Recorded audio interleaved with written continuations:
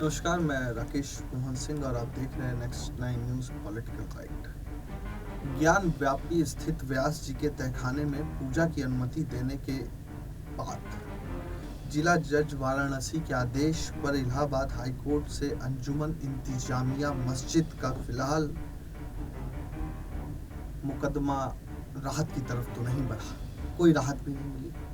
इसी बीच शुक्रवार को दक्षिणी तहखाने के ऊपर नमाजियों ने दुआ खवानी की तो ठीक नीचे मूर्तियों के दर्शन पूजन के लिए कतार लगी रही। पूजा की अनुमति के खिलाफ वाराणसी के मुस्लिम बाहुल्य इलाके बंद रहे।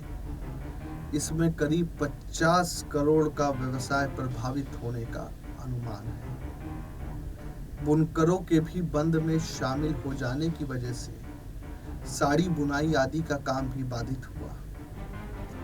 बंदी से दाल मंडी, नई सड़क, बेनिया, सराय हड़ाहा, पीला कोठी के आम लोग और व्यापारी सबसे ज्यादा प्रभावित हुए। इन इलाकों में कपड़े और कॉस्मेटिक, आर्टिफिशियल ज्वेलरी, क्रॉकरी, चप्पल, जूता आदि की दुकानें हैं। शुक्रवार को दाल मंडी में अनेक लोग सामान खरीदने पहुंचे थे, लेकिन बंदी देख लौट आए। सराय अढ़ा में बाहर से आने वाले व्यापारी भी लौट गए। इस दौरान पुलिस सुबह लोगों से दुकान खोलने की अपील कर रही थी, लेकिन लोग अपने फैसले पर अड़े रहे। नई सड़क कपड़ा मार्केट व्यापार मंडल के पूर्व उपाध्यक्ष सरफराज अहमद ने बताया कि दाल मंडी, नई सड़क, सराय अढ़ा में करीब 2000 दुकानें हैं। सराय अढ़ा में थोक बाजार है। यहाँ हर रोज करीब 15 करोड़ रुपए का कारोबार होता है। वहीं कपड़े की 482 दुकान है, जहां पर लगभग 1 करोड़ का कारोबार है। इसके साथ ही दाल मंडी में कॉस्मेटिक, आर्टिफिशियल ज्वेलरी, साड़ी, नकाब आदि की दुकानें हैं, जहां पर लगभग 21 करोड़ रुपए का कारोबार होता है और प्रभावित हुआ। सराय हड़हा कॉस्मेटिक व्यापारी मिनहाज उस्मानी ने बताया कि पूरे शहर में करीब 50 करोड़ रुपए का कारोबार प्रभावित हुआ। बूथ खाना नया है या ना खुदा खाना नया है, जज्बा है हकीकत और श्रद्धा का जो रोजाना नया है। ये लाइन मशहूर शायर नज़ीर बनारसी की है। और शुक्रवार को यही नज़ारा ज्ञान व्यापी मस्जिद की तरफ से देखने को भी मिला। ज्ञान व्यापी मस्जिद में नीचे दर्शन पूजन हो रहा था तो ऊपर नमाज भी पढ़ी जा रही थी, लेकिन अंजुमन इंतजामिया मस्जिद की तरफ से भी, कमेटी की तरफ से भी कई आरोप लगा दिए गए और उन्होंने प्रेस वार्ता करके अपनी पूरी बात कही। पुलिस वालों ने भी लोगों को कहा कि आप अपनी दुकानें खोलें, अपनी दुकानें बंद ना रखें, लेकिन एक खास समुदाय के लोग अड़े रहे अपनी बात कि जो लोग इबादतगाहों पर कब्जा करने का प्रोग्राम चाहते थे उनको सहूलत और आसानी मिल रही है। कांग्रेस गवर्नमेंट के ज़माने में सन 91 का कानून बना था।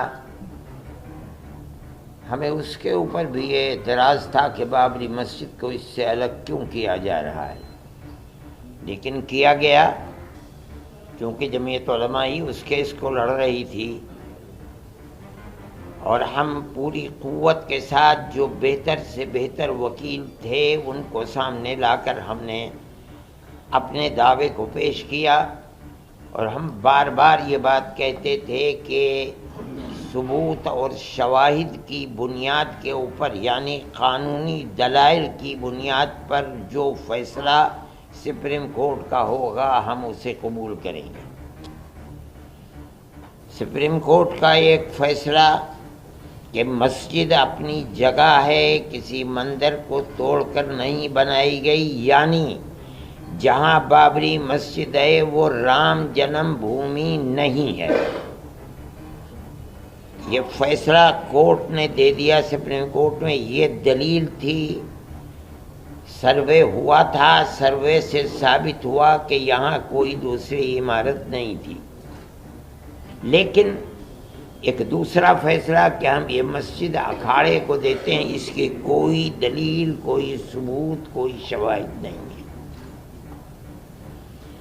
सुप्रीम कोर्ट के इस फैसले ने, आप खुद दुनिया को देखें, मुल्क को देखें, इस फैसले ने कि हम अकीदत की बुनियाद पर इस मस्जिद को तोड़वा करके हम अखाड़े को देते हैं, इसने जो रास्ता दिखलाया है, उस रास्ते दिखलाने के बाद फूट पड़े हैं मसाइल कि इस मस्जिद को भी लो, इस मस्जिद को भी लो, इस मस्जिद को भी लो, इसके ऊपर भी। इसका मतलब है कि कानून के रास्ते के ऊपर चलना जो कोर्ट का इम्तियाज था, सिर्फ बाबरी मस्जिद के फैसले ने एक रास्ता दिखलाया कि नहीं, इन तमाम क़वानीन और क़वाइद की लाइब्रेरियों को, इनके किताबों को आग लगाओ। कोई चीज़ नहीं है, फैसले मज़हब के अंदर जो भी होंगे वो अकीदे की बुनियाद के ऊपर होंगे, अकीदतमंदी की बुनियाद पर होंगे, तो मुल्क कैसे चलेगा? ये तो एक तस्वुर ये दिया जा रहा है कि जहाँ भी अक्सरियत इस मुल्क के अंदर अपनी अकीदत की बुनियाद के ऊपर किसी मसले को लाएगी, वहाँ हकीकत और सबूत शवाहिद को नहीं देखा जाएगा, बल्कि वहाँ ये देखा जाएगा कि अक्सरियत की अकीदतमंदी क्या चाहती है, जो चाहती है उसको पेश कर दिया जाएगा, तो मुल्क कैसे चलेगा? ये एक बात है सोचने की। हम सिर्फ इतनी ही बात कहना चाहते हैं कि अगर रविश यही चलेगी तो चाहे वो किसी भी अक़लियत का फ़र्द हो, चाहे वो सिख हो, चाहे वो जैन हो, चाहे वो मुसलमान हो, चाहे वो ईसाई हो, किसी मसले के अंदर उसको फैसला नहीं मिलेगा। अगर मुकाबले के अंदर तनाव है और उसके अंदर अकीदत अक्सरियत की उसके अंदर दखल रखती है, तो उसके अंदर, उसके मुकाबले के अंदर कानून बेकार और बेअसर हो जाएगा। ये बात मैं ही नहीं कह रहा हूँ, समझदार और बड़े बड़े वकला ये बात कह रहे हैं कि इस फैसले ने बाबरी मस्जिद के जो रास्ता खोला है कि अकीदत की बुनियाद जब कभी मुकाबला होगा तो कानून उसके मुकाबले के अंदर हेज हो जाएगा, तो फिर लॉ आप पढ़ाते किस लिए हैं? लाइब्रेरियों के अंदर आपके हज़ारों किताबें किस लिए रखी हुई हैं? इनको आग लगा दीजिए, यही मसला है। ये मुल्क का, मैं समझता हूँ, बहुत बड़ा अलमिया है कि इस मुल्क के अंदर आज मुसलमान ये कह रहा है कि मसले की बुनियाद लोअर कोर्ट से लेकर सुप्रीम कोर्ट तक अकीदत के ऊपर है, कानून के ऊपर नहीं है। मैं इसको बहुत बड़ा अलमिया समझता हूँ और एक ये दाहिया है, बड़ा मसला है। इस मसले को सोचना चाहिए और जिन लोगों के हाथ में मुल्क की बागडोर है उन्हें समझना चाहिए कि मसले मुल्क को किधर लेकर के चलना है। मैं इससे ज़्यादा अपने अफसोस का कोई और इज़हार नहीं। तो ये तमाम तरह की उठापटक चलती रही और चले भी क्यों ना, क्योंकि दोनों ही तरफ से धार्मिक उन्माद की भावना बड़ी प्रबल हो चुकी है और इस धार्मिक उन्माद के कारण ही लोगों के पास आगे काम करने का या रहने का कोई औचित्य नहीं बच गया है। अब प्रेस वार्ता सुनिए, क्या कुछ कहा अंजुमन इंतजामिया मस्जिद समिति ने। तो सुना आप लोगों ने, आप लोगों को क्या लगता है हमें जरूर लिख भेजिए कमेंट बॉक्स में। देश और दुनिया की तमाम खबरों के लिए देखते रहिए next time news political byte. धन्यवाद।